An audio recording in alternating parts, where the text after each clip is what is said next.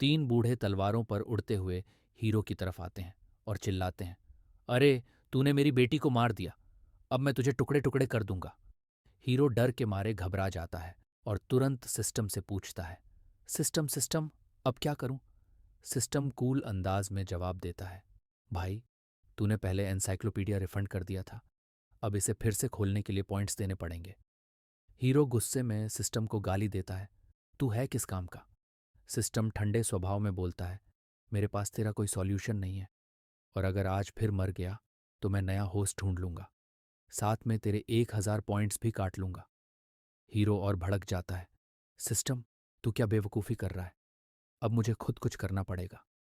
वो तीनों बूढ़ों में से एक को पहचान लेता है और सोचता है, अरे ये तो उस लड़की का बाप है जिसे मैंने मारा था।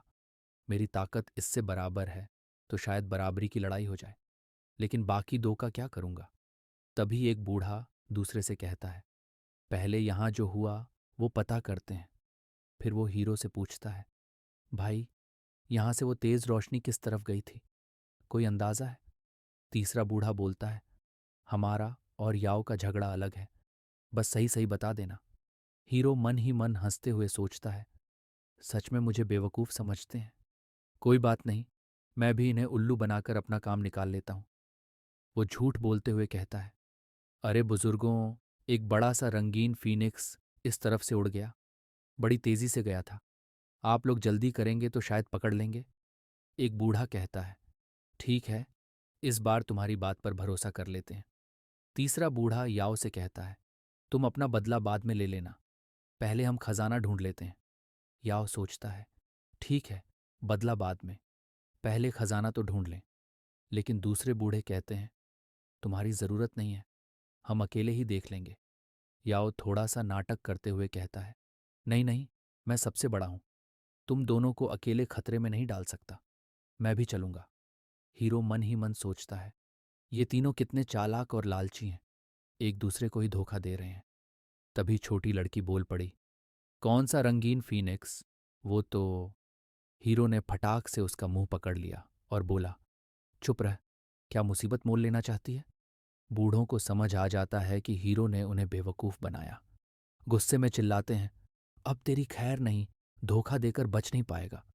छोटी लड़की ने हीरो का हाथ झटक दिया और गुस्से में बोली, माँ, ये बूढ़े हमें परेशान कर रहे हैं, मुझे बहुत गुस्सा आ रहा है। हीरो सोचता है, ये लड़की शायद कुछ कर सकती है।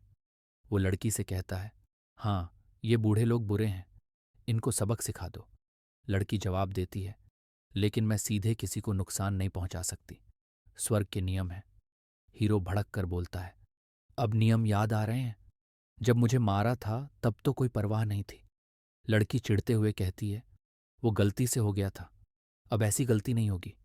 हीरो कहता है, ठीक है, फिर इनकी ताकत ही खत्म कर दो।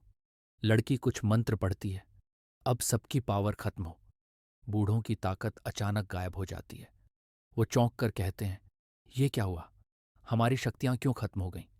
हीरो तुरंत मौका देखकर बोलता है, अब मैं तुम्हें सबक सिखाता हूं। तुम्हें पता चलना चाहिए कि कमजोर को डराना गलत है।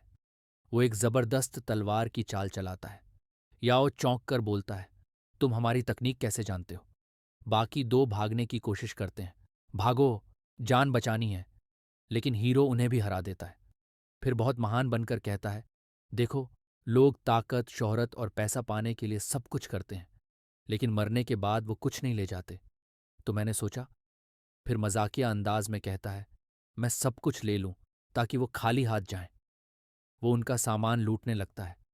पीछे से छोटी लड़की बोलती है, माँ, मुझे भूख लगी है। हीरो झुंझलाकर कहता है, अरे मैं तो मर्द हूं, तुम क्या कर रहे हो?